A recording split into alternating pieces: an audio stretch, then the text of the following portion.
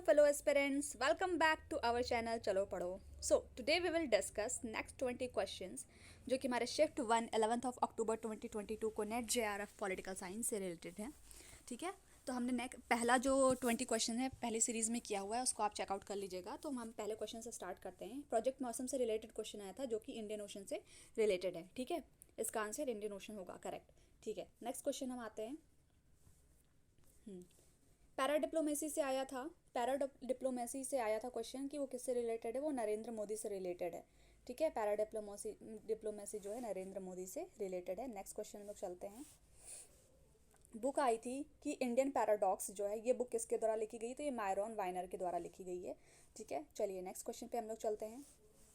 हमारी गवर्नमेंट 2.0 के बारे में आया था. ये किससे रिलेटेड है. तो ये हमारा जो है ई गवर्नेंस से रिलेटेड है. वेट जस्ट, ई गवर्नेंस से रिलेटेड है हमारा. ये जो है टेक्नोलॉजी के इंटरैक्टिव इंटरनेट टूल्स से रिलेटेड है कि इसको हम लोग कैसे यूज़ करें एफिशिएंसी के लिए गवर्नेंस में. ठीक है, चलिए नेक्स्ट क्वेश्चन हम लोग चलते हैं.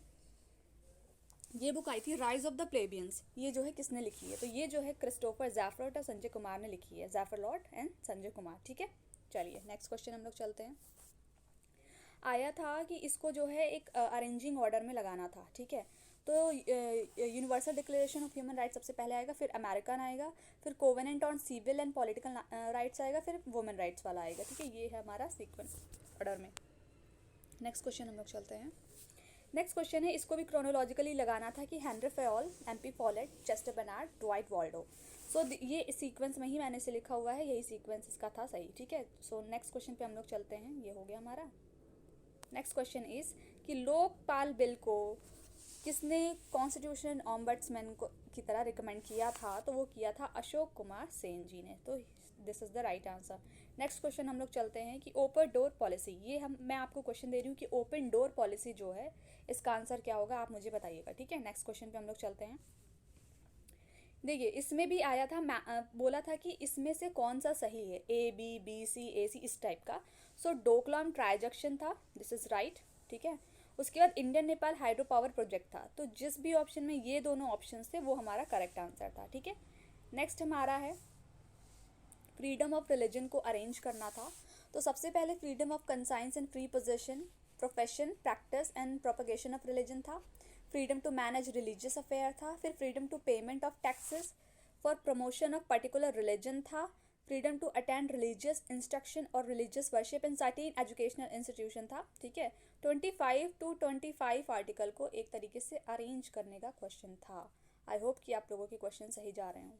नेक्स्ट क्वेश्चन था हमारा कि it is getting to be harder to run a constitution than to frame one. ठीक है, कॉन्स्टिट्यूशन को बनाना ईजी हैज़ कम्पेयर टू उसको चलाना. ठीक है, ये किसका कथन था, ये हमारा वुड्रो विल्सन का कथन था. ठीक है, नेक्स्ट क्वेश्चन पे हम लोग चलते हैं.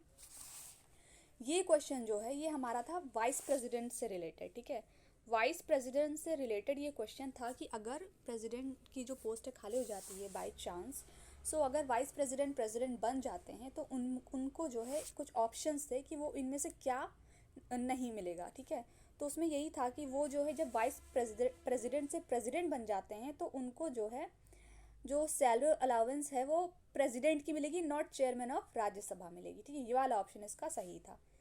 आई होप कि आपका ये भी क्वेश्चन सही हो. नेक्स्ट क्वेश्चन पे हम लोग चलते हैं. ठीक है, एक और था वो मुझे याद नहीं आ रहा है कि अगर आपको याद हो तो आप बताइएगा कि जो non cooperation movement, civil disobedience movement, quit India movement, एक और था, इनको अरेंज करना था. तो अरेंजिंग मैंने इन तीनों का कर दिया है. आप अगर फोर्थ याद हो तो आप बताइएगा, बाकी यही अरेंजमेंट है. ठीक है, नेक्स्ट क्वेश्चन पे हम लोग चलते हैं. ये बुक है the mind and society book by Vilfredo Pareto. ये इस तरीके का नहीं था, मिलान में था. ठीक है, विल्फ्रेडो था, उसके बाद रॉबर्ट मिशेल थे. ठीक है, करना था. तो जो पैरेटो की थी उसकी मैचिंग में माइंड एंड सोसाइटी थी. ठीक है, इसी तरह मिशेल की बुक थी और दो और राइटर्स थे, उनकी बुक्स के नाम थे, उसको हमें मैचिंग में करना था. अगर आपको कुछ राइटर्स के नेम याद आ रहे हो या बुक्स के नेम आ रहे हो तो आप बताइएगा. नेक्स्ट क्वेश्चन था हमारा. ठीक है, ये भी ऐसे ही था कि हमें इसको मैच करना था कि यहाँ पे भारतीय मजदूर संघ, all Indian trade union Congress दो और दे रखे थे और यहाँ पे आरएसएस कांग्रेस दो और दे रखे थे. इसे हमें मिलान करना था. ठीक है, तो भारतीय मजदूर संघ जो है राष्ट्रीय स्वयंसेवक संघ से मिलान था, all Indian trade union Congress Congress से मिलान था. अगर किसी ने इस तरीके से भी कि संघ को संघ से मिला दिया होगा और कांग्रेस को कांग्रेस से मिला दिया होगा तो भी उसका आंसर सही होगा. ठीक है, नेक्स्ट क्वेश्चन हम लोग चलते हैं. मनी बिल से रिलेटेड आया था कि मनी बिल जो है वो कौन बताएगा कि मनी बिल है, तो वो स्पीकर बताएगा। ठीक है, the decision of speaker is final.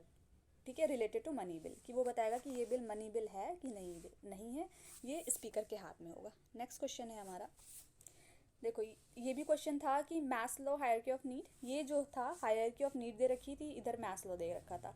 ऐसे ही दो तीन राइटर्स और दे रखे थे, इधर भी दे रखे थे, इसको हमें मिलान करना था। तो मैस्लो का हायरार्की ऑफ नीड था। अगर आपको इसका भी कुछ ऑप्शंस याद हो तो आप कमेंट सेक्शन में लिख दीजिएगा, तो उसको मैं नेक्स्ट वीडियो में कवर अप कर लूँगी। ठीक है, चलिए नेक्स्ट क्वेश्चन चलते हैं। ओके, तो ये हमारी नेक्स्ट सीरीज़ के क्वेश्चंस आ गए हैं, इसको मैंने डिस्कवर कर लिया है। तो thank you so much for watching these stuffs. I hope कि आपको पसंद आया हो। नेक्स्ट सीरीज़, हमें 3 सीरीज़ बाकी हैं, वो भी मैं जल्दी लाऊंगी।